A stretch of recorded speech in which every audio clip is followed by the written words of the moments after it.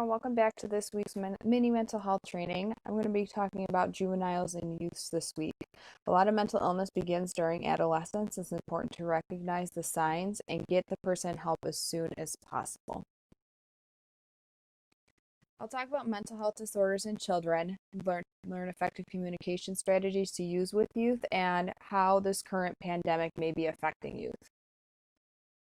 Adolescents are a unique group because they are going through many changes, including physical, emotional, social, cognitive, and developmental changes, and this can make it very hard for the youth, especially if they start developing a mental illness.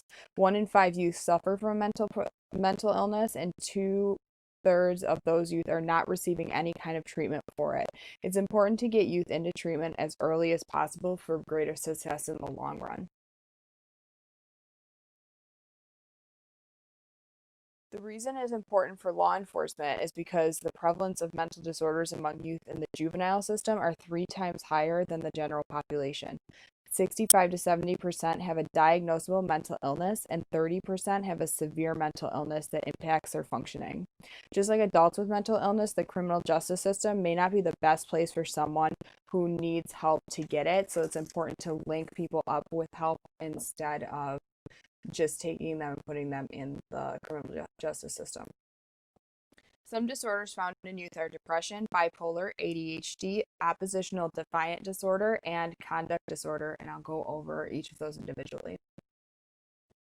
Depression shows up in a variety of ways. The youth may complain of headaches, stomach aches, or be frequently absent from school due to sicknesses. They may talk about or actually run away from home, increased agitation and irritability, social withdrawal, have unexplained crying, and be extremely sensitive to rejection or failure. So these are some of the signs of depression in youth. Bipolar disorder in youth includes extreme irritability and distractibility, hyperactivity and impulsivity, oppositional behavior, risk-taking behaviors, rages or tantrums, and rapid cycling moods. ADHD, or attention deficit hyperactivity disorder, shows symptoms of being hyperactive, disruptive, disorganized, difficulty following directions, and impulsive. Oppositional defiant disorder, or ODD, has symptoms of anger, irritable mood, argumentative, defiant behavior, vindictiveness. The person may create distress in youth or others, impacts negatively on social or educational functioning, and is characterized by automatic pushback even to reasonable requests. So they push back even to requests that seem pretty reasonable. And finally, conduct disorder, which has symptoms of bullying, intimidation, starts physical fights, stealing, running away, lying, fire setting, vandalism, cruelty to animals, and breaking and entering. And even though these can be diagnosed when they're children, it may turn into a different diagnosis as an adult. Another thing to keep in mind is that these are symptoms of the disorders, but just because the youth is showing 1 or 2 of these doesn't necessarily mean they have a mental illness, but it is something that they should probably seek some help for. With mental illness comes the possibility of suicidal thoughts. Youth are actually more likely to confide in a different trusted adult and not their parents if they're having suicidal thoughts, so don't be surprised if the parents have no clue that their child is having these thoughts.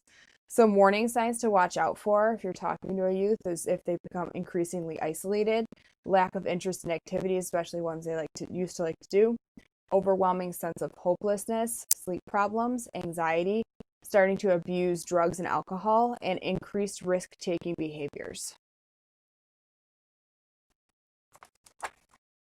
Some communication techniques to talk with youth include removing upsetting influences, distractions, and peoples from the scene, getting the youth in a place that they're comfortable to talk.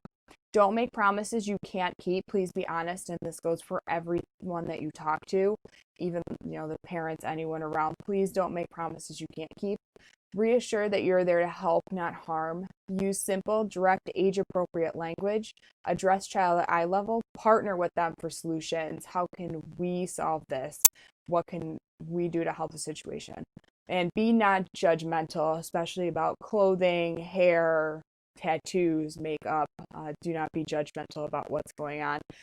When you talk to a youth, it may be the first time that they've ever had an interaction with law enforcement before. So it's important that you make a good impression on them so that when they come across law enforcement in the future, they'll be more willing to cooperate and know that they're there to help. When interacting with youth, there's a good chance you'll also be interacting with the parents or guardians. So here's a few things to remember. They are a critical source of information. They usually are with the child all the time or a lot. So they know if the child's withdrawing or socially isolating themselves or not doing the things that they used to. They know the child best. If they think that something's wrong, there probably is something wrong. They may need reassurance as well. Maybe the first time that they're going through this with their child, and they may need reassurance that everything's going to be okay. They may have an idea of what they want you to do. So ask, how can I help you best right now? They may need help figuring out how to help their child. Again, this might be the first time that anything like this has ever happened, and they're scared as well, and they are going to rely on you to try to help figure out what's going to be best for their child. They don't need to be criticized for their actions, and empathy isn't just for the distressed youth. Again, this may be the first time that this has happened to them, and being empathetic with them as well as the youth is very important. This current pandemic has added stress to everyone's lives, and youth are definitely not exempt, especially with school closed and the uncertainty of the future. It's easy for youth to feel that stress too. Their routine has been disrupted due to school and activities being canceled. It can affect youth in a negative way, especially those with special needs that rely on routine to get through the day. Parents may be experiencing financial problems, which could lead to a few food insecurities, and children that normally get their food from school may be having problems with that. Children who are in a domestic violence or abuse situations are now isolated at home and cannot get away. Being at home means lack of social interaction, increase in screen time, and decrease in physical activity, which could, cause, more depression. They're not getting out as much. They're increasing their screen time, cause more stress. They also could have lack of access or harder to access the resources that may be needed, especially if they're getting these resources in school. For those that have special needs, they are getting a lot of help in school and resources in school that they may not be getting at home. And now that schools are closed and things are closed, it's going to be harder to access those resources as needed. So keep that in mind when you are coming across a youth right now that may be in distress. There are extra stressors on them now that COVID's out there. Thank you very much for watching our presentation. And if you need anything, feel free to email me, and have a nice day.